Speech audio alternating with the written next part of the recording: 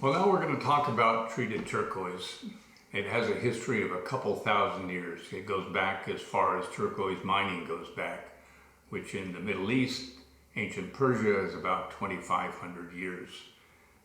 Turquoise has been treated for that long, and it's been treated for color because the softer grades tend to be pale and not in demand. So tallow was used, paraffin was used to change the colors. And of course, those are temporary fixes. You wear a paraffin treated necklace on a warm day in New Mexico and you're going to have wax spots on your clothes. So in modern times, we've come up with more permanent ways of affecting the color, essentially dyeing turquoise. And it's pretty obvious even to the casual eye. It's flat, it has no depth to it. There's also material called dyed howlite, dyed blue to resemble turquoise, and that stuff will fade and go back to howlite's natural color, which is basically a white. So we're not going to spend a lot of time on dyed turquoise because it's pretty obvious. It's almost hurts the eye to look at if you've been looking at good turquoise. It's flat, has no depth to it, and is very consistent in color. So the type of treating that we see now involves using a resin to harden the stone. It has a practical aspect to it. Turquoise is mined by blasting, and that sets up fracture lines. And any artist who has worked with raw turquoise, fashioning it into beads or into cabochons or into inlay work has a story to tell you about being almost done and a stone separating, not cracking, separating along a fracture line during the polishing stage. That's also why a lot of turquoise is backed with a thin layer of epoxy to give it that extra strength on it. So stabilized turquoise pretty well eliminates that problem. It's also less expensive than the natural stuff, $200 to $600 a pound, let's say, versus $600 to over $2,000 a pound for the natural. And you can use you can lose a lot of natural material. So the final cost of your artistic effort can be a lot higher than anticipated. So the first system for treating turquoise started in the early 50s with a family that owned the rights to the Kingman mine. And I should tell you that the Kingman mine is actually a Kingman mining district. There's a number of claims there, Ithaca Peak, Castle Dome, Indian Mountain, and so forth, that are all in the same region. And what they do is they immerse it in a resin. The top of this stone is pale because a friend of mine just dunked it in that resin for me so I'd have a little sample of it. And I ground the edge of it so you can see what the color changes. It's basically a saturation. They didn't add any dye to it at all. But this system left a lot of resin on nuggets, and so on nugget necklaces in particular, you could see a little clear resin in some of the crevices, and occasionally you'd actually see almost like a frozen drop of resin at the end of the nugget. That wasn't too acceptable, so they began tumbling the stone, and that removed all the surface resin of it. This is also treated, but it doesn't have any of that telltale resin in the crevices or on the surface there. And not all turquoise that's treated is low-grade turquoise. The chalk grades, such as this, yeah. But some pretty good grades of turquoise were treated starting in the late 50s. Used to see channel bracelets inlaid with treated or stabilized bisbee, because bisbee turquoise came as almost a byproduct, if you will, of the copper mining in Bisbee, and so it was shot through with fracture lines. So you get some really good stone that has been treated with a resin to harden it so that it becomes more usable and more of it can be used. And you get some incredible colors in it.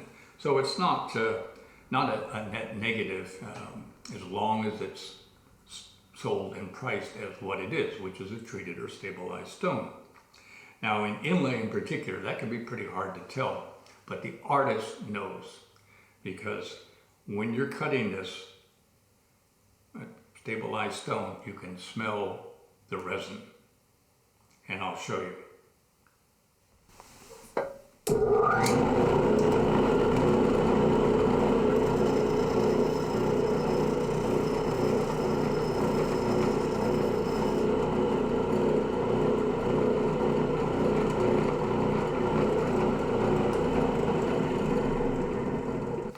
And you can smell it. You can smell the plastic while it's happening afterwards as well. So it's a clue that any good silversmith knows immediately what they're dealing with if he or she didn't know beforehand. Now there's some other ways of messing with turquoise. One of them is something that's happened relatively recently, where they take chunks of stabilized stone and compact them essentially in a resin base, and so you get these odd patterns to the surface where you can see chunks of turquoise really. So it is turquoise, it is stabilized, but it's also a conglomerate, so just something to be aware of, to know about the material on it. Another way that they mess with it is crushing up little chips of turquoise and putting them in an epoxy, usually colored with an iron oxide, so you have a nice mineral rich dark brown, almost black color, not an artificial black, and it creates a sense of a spiderweb turquoise. Now in the mid-late 70s, when Landers turquoise appeared, and it was a small claim that produced the Landers that everybody talks about and spends incredible amounts of money on. That panned out when people realized there wasn't much more behind it, and demand was just starting to build because they've been marketing it. A few unscrupulous individuals would take good quality, very good quality, clear Persian turquoise, crush it, and mix it with that epoxy with the iron oxide, and let it set, and then cab it like it was a stone. And so it's pretty good. It does fool the eye at first glance, and can even fool a lot of people looking at it more closely.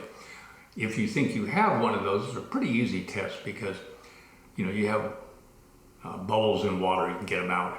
Bubbles in epoxy is a whole nother thing, you can't get it out. So if you look at it closely under glass, you'll be able to see little cavities there where air bubbles were in it, and that will be your clue that this is a created stone rather than a natural spiderweb turquoise.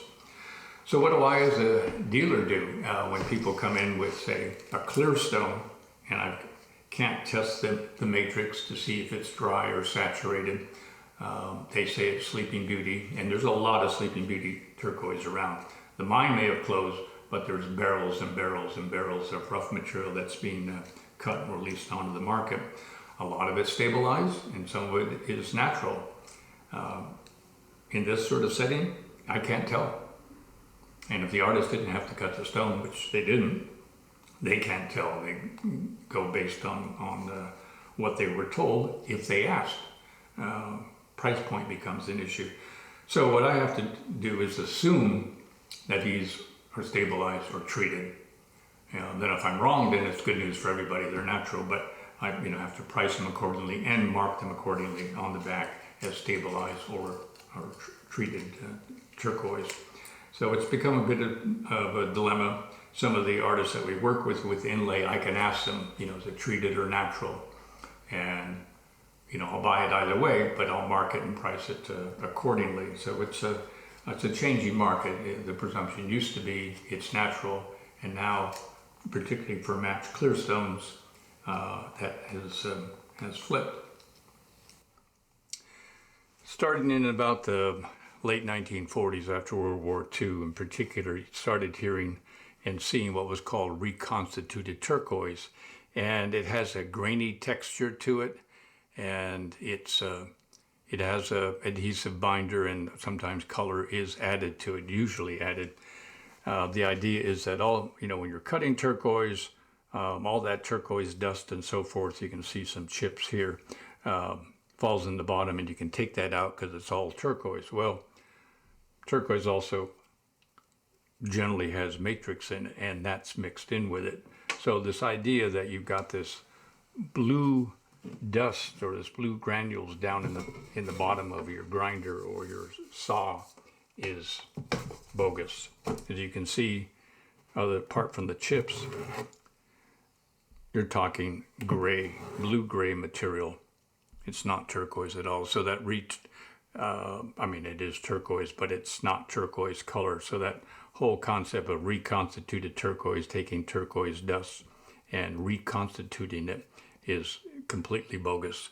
But the term is still used. Just be aware that it's pretty much meaningless.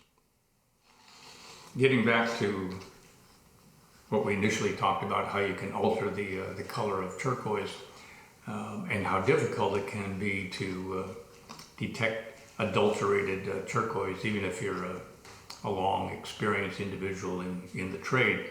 A friend of mine, now deceased, who grew up in the business in the 50s, 60s, 70s, 80s, I think he retired early 90s, told me a story about one winter, a gentleman coming up to his shop in Gallup a little before closing time, and had a tray of turquoise. He said it was Morenci, and my friend looked at it.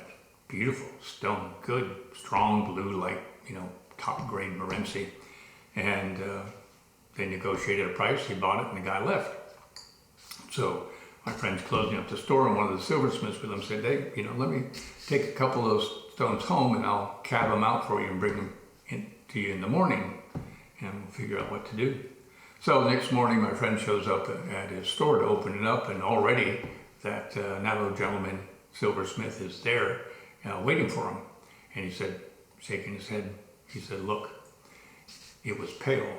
What had happened was the individual had taken a tray of pale stone like this, soaked it in water, let the color become good and rich, and it was winter. So it wasn't going to evaporate very fast.